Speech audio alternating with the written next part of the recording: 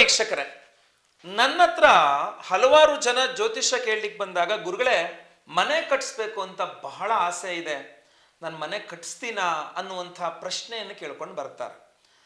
ಬಹಳಷ್ಟು ಜನರ ಕನಸು ಒಂದು ಮನೆ ಕಟ್ಕೋಬೇಕು, ತಂದು ಅಂತ ಒಂದು ಗೂಡು ಕಟ್ಕೋಬೇಕು ಅಂತ. ನೋಡಿ, ಈ ಮನೆ ಕಟ್ಟುವ ಯೋಗ ಮನೆಯ ಜಾತಕದಲ್ಲಿ ಇಲ್ಲದೆ ಇದ್ದಾಗ ಬಹಳಷ್ಟು ಜನ ಪ್ರಯತ್ನ ಮಾಡಿ ಸೋತು ಹೋಗ್ತಾರೆ. ನೋಡಿ, ಯಾವ ರೀತಿಯಲ್ಲಿ ವೈಯಕ್ತಿಕ ಜಾತಕದಲ್ಲಿ ಸ್ವಗೃಹ ನಿರ್ಮಾಣ ಯೋಗ ಇರಬೇಕು. ನಿಮ್ಮ ವೈಯಕ್ತಿಕ ಜಾತಕದಲ್ಲಿ ಸ್ವಂತ ಮನೆ ಕಟ್ಟುವಂತಹ ಯೋಗ ಫಲ ಇಲ್ಲದೆ ಇದ್ದಾಗ ನೀವು ಸ್ವಂತ ಮನೆ ಕಟ್ಸ್ಕೊಳ್ತಕ್ಕಂಥದ್ದು ಬಹಳ ಕಷ್ಟ ಆಗತ್ತೆ. ಸೊ ವೈಯಕ್ತಿಕ ಜಾತಕದಲ್ಲ ಯೋಗ ಇಲ್ಲದೆ ಇದ್ದಾಗ ಅಥವಾ ಸ್ವಲ್ಪ ಇದ್ದಾಗ ಏನಾಗುತ್ತೆ, ಫಾರ್ ಸಪೋಸ್ ನೀವು ಮನೆ ಕಟ್ಟಿದ್ರು, ಎಷ್ಟೋ ಜನ ಮನೆ ಕಟ್ಟಿಬಿಟ್ಟು ಆ ಮನೆನ ಸೇಲ್ ಮಾಡಿಬಿಟ್ಟಿರ್ತಾರೆ.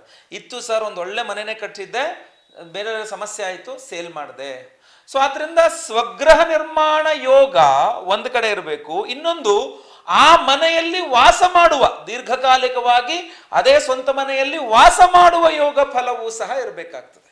ಬಹಳ ಪ್ರಮುಖವಾದಂತಹ ವಿಚಾರ, ಇದನ್ನು ಗಮನಿಸಬೇಕು ನೀವು.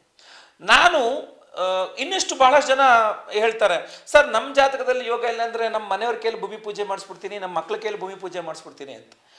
ನಿಮ್ಮ ಮನೆಯವ್ರ ಕೈಲೋ ಮಕ್ಕಳ ಕೈಲೋ ಭೂಮಿ ಪೂಜೆ ಮಾಡಿಸಿದ ತಕ್ಷಣ ಅದು ಮನೆ ಕಟ್ಟುವ ಯೋಗ ಅವ್ರ ಹೆಸರಲ್ಲಿ ಬಂದ್ಬಿಡಲ್ಲ. ಅಥವಾ ಮನೆ ಮೇಲೆ, ಮನೆ ಗೋಡೆಗಳ ಮೇಲೆ ಅವ್ರ ಹೆಸರು ಬರ್ಸಿದ ತಕ್ಷಣ ಅವ್ರ ಮನೆ ಆಗ್ಬಿಡಲ್ಲ. ಸೊ ಆ ಮನೆ, ಆ ಭೂಮಿ ಯಾರ ಹೆಸರಲ್ಲಿದೆ, ಆಮೇಲೆ ಆ ಮನೆ ಕಟ್ಲಿಕ್ಕೆ ನೀವು ಒಂದು ಹೋಮ್ ಲೋನ್ ಅಂತ ಮಾಡಿದ್ರೆ ಯಾರ ಹೆಸರಲ್ಲಿ ಹೋಮ್ ಲೋನ್ ಮಾಡ್ತಾ ಇದ್ದೀರಾ, ಇದೆಲ್ಲ ಬಹಳ ಮುಖ್ಯವಾಗಿರುತ್ತೆ. ಯಾರ ಹಾರ್ಡ್ ಅರ್ನ್ಡ್ ಮನಿ, ಯಾರ ಕಷ್ಟಾರ್ಜಿತದ ದುಡ್ಡು ಅಲ್ಲಿ ಹಾಕ್ತಾ ಇರುವಂಥದ್ದು, ಇದೆಲ್ಲ ಪ್ರಮುಖವಾಗಿರುತ್ತೆ. ಸೊ ಅದರಿಂದ ವೈಯಕ್ತಿಕ ಜಾತಕದಲ್ಲಿ ಶುಕ್ರ ಚೆನ್ನಾಗಿರ್ಬೇಕು. ನೆನ್ಪಿಟ್ಕೊಳ್ಳಿ ವೀಕ್ಷಕರೇ, ವೈಯಕ್ತಿಕ ಜಾತಕದಲ್ಲಿ ಶುಕ್ರ ಚೆನ್ನಾಗಿದ್ರೆ ಮಾತ್ರ ನಿಮಗೆ ಸ್ವಂತ ಗೃಹ ನಿರ್ಮಾಣ ಯೋಗ ಅನ್ನುವಂಥದ್ದು ಬರ್ತದೆ. ಕುಜ ಚೆನ್ನಾಗಿದ್ರೆ ಭೂಮಿ, ಶುಕ್ರ ಚೆನ್ನಾಗಿದ್ರೆ ಮನೆ.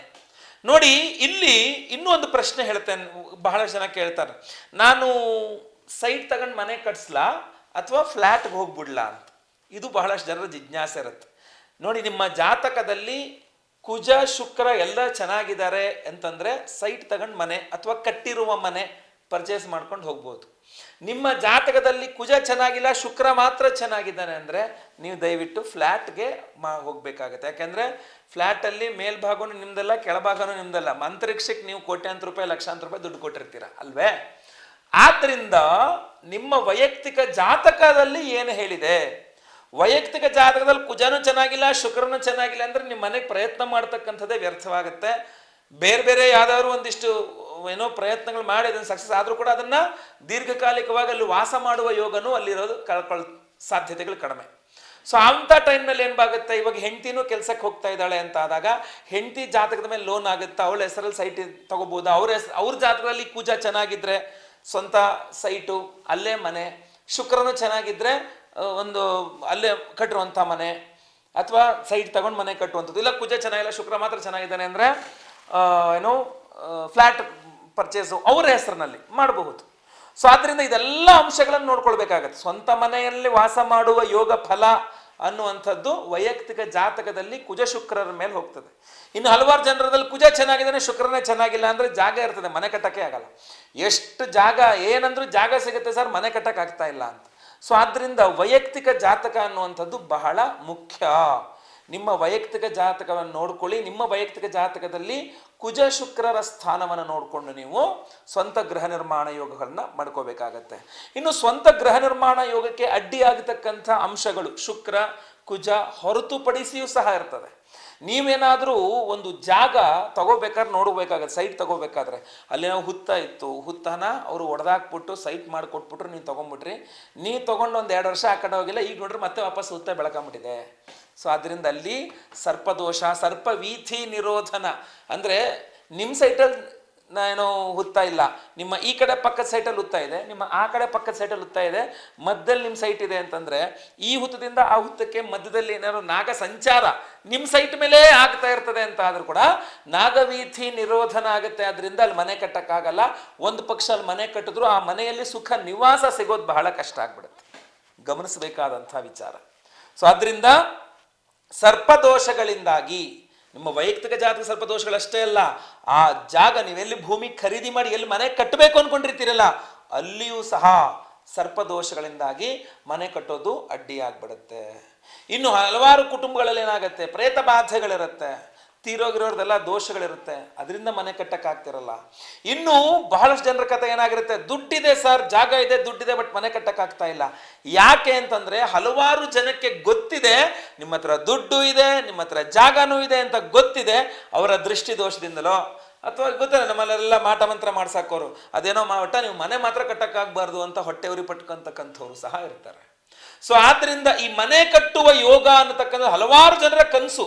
ಮನೆ ಕಟ್ಟಬೇಕು, ಸ್ವಂತ ಮನೆಯಲ್ಲೇ ವಾಸ ಮಾಡಬೇಕು, ಸ್ವಂತ ಮನೆಯಲ್ಲೇ ಮಲಗಬೇಕು, ಸ್ವಂತ ಮನೆಯಲ್ಲೇ ಊಟ ಮಾಡಬೇಕು, ಸ್ವಂತ ಮನೆಯಲ್ಲೇ ಮಕ್ಕಳು ಬೆಳಿಬೇಕು ಅನ್ನುವಂಥದ್ದು ಆಸೆ ಎಲ್ಲರಿಗೂ ಇರ್ತದೆ. ಆಸೆ ಇದ್ರೆ ಆಗ್ಲಿಲ್ಲ, ಯೋಗವೂ ಇರಬೇಕಾಗ್ತದೆ. ಸೊ ವೈಯಕ್ತಿಕ ಜಾತಕದಲ್ಲಿ ಆ ಯೋಗಗಳು ಇಲ್ಲದೆ ಹೋದಾಗ ಏನು ಮಾಡಬೇಕು, ಅದಕ್ಕೆ ಬೇರೆ ಬೇರೆ ರೀತಿಯಲ್ಲಿ. ಆದರೆ ಮಕ್ಕಳ ಜಾತಕದಲ್ಲಿ ಯೋಗ ಇದೆ ಅಂದ ತಕ್ಷಣ ಮಕ್ಕಳ ಹೆಸರಲ್ಲಿ ಮನೆ ಕಟ್ಟಲಿಕ್ಕೆ ಆಗಲ್ಲ. ಯಾಕೆ, ಮಕ್ಕಳ ಹೆಸರಿಗೆ ಜಾಗ ಟ್ರಾನ್ಸ್ಫರ್ ಮಾಡೋಕ್ಕಾಗಲ್ಲ, ಮಕ್ಕಳ ಹೆಸರಲ್ಲಿ ಲೋನ್ಗಳಾಗಲ್ಲ ನಿಮಗೆ. ಸೊ ಮಕ್ಕಳ ಹೆಸರಲ್ಲಿ ಇದೇನು ಆಗಲ್ಲ ಟ್ರಾನ್ಸ್ಫರ್ ಅಂತಂದಾಗ ನೀವು ಮಕ್ಕಳ ಹೆಸರಲ್ಲಿ ಮನೆ ಕಟ್ಟಲಿಕ್ಕಾಗಲ್ಲ. ಲೋನು ನಿಮ್ಮ ಹೆಸರಲ್ಲಿ, ದೊಡ್ಡವರ ಹೆಸರಲ್ಲಿ ಮಾತ್ರ ಆಗ್ತಕ್ಕಂಥದ್ದು.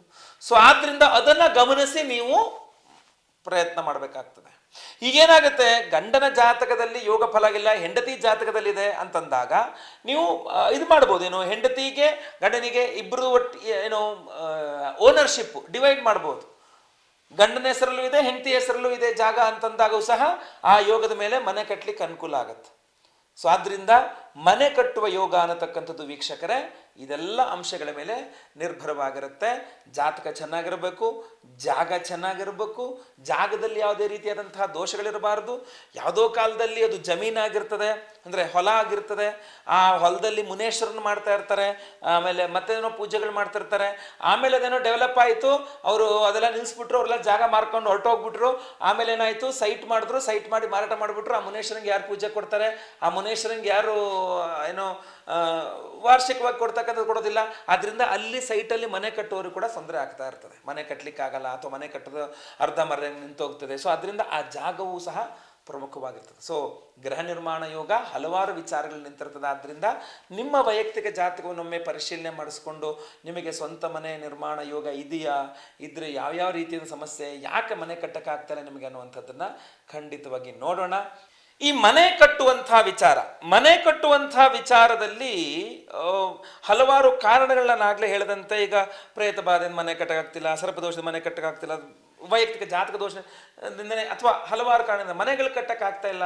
ಏನು ಮಾಡಿದ್ರೆ ಮನೆಗಳು ಕಟ್ಟಕ್ಕಾಗಬಹುದು, ಸಿಂಪಲ್ ಪರಿಹಾರಗಳು ಅಂತಂದಾಗ ಕ್ಷೇತ್ರ ದರ್ಶನಗಳು ನಿಮಗೆ ಸಿಂಪಲ್ ಪರಿಹಾರಗಳನ್ನು ಕೊಡುತ್ತೆ. ಅದರಲ್ಲೂ ವಿಶೇಷವಾಗಿ ಶುಕ್ರ ನಿಮಗೆ ಮನೆ ಕಟ್ಟಲಿಕ್ಕೆ ಅನುಕೂಲ ಮಾಡಿಕೊಡ್ತಕ್ಕಂಥವನು ಅಂತಂದಾಗ ನೀವು ದುರ್ಗಾ ರಿಲೇಟೆಡ್ ದೇವಸ್ಥಾನಗಳು, ಅಮ್ಮನವರ ದೇವಸ್ಥಾನಗಳಿಗೆ ಹೋಗಿ ಅಲ್ಲಿ ಒಂದು ವರ್ಷದೊಳಗಡೆ ನಂಗೆ ಮನೆ ಕಟ್ಟಂಗೆ ಆಗ್ಲಿಲ್ಲಪ್ಪ ಅಂತ ಹೇಳಿ ಪ್ರಾರ್ಥನೆ ಮಾಡ್ಕೊಂಡು ಬರೋತಕ್ಕಂಥದ್ದು. ಶುಕ್ರವಾರಗಳಲ್ಲಿ ಮನೆ ಹತ್ರ ಇರುವ ಅಮ್ಮನವರ ದೇವಸ್ಥಾನಗಳಿಗೆ ಹೋಗಿ ಒಂದು ಕುಂಕುಮಾರ್ಚನೆಯನ್ನು ಮಾಡಿಸಿ ಮನೆ ಕಟ್ಟಕ್ಕಾಗಲಿ ಅಮ್ಮ ಅಂತ ಹೇಳಿ ಪ್ರಾರ್ಥನೆ ಮಾಡ್ಕೊಂಡು ಬರ್ತಕ್ಕಂಥದ್ದು.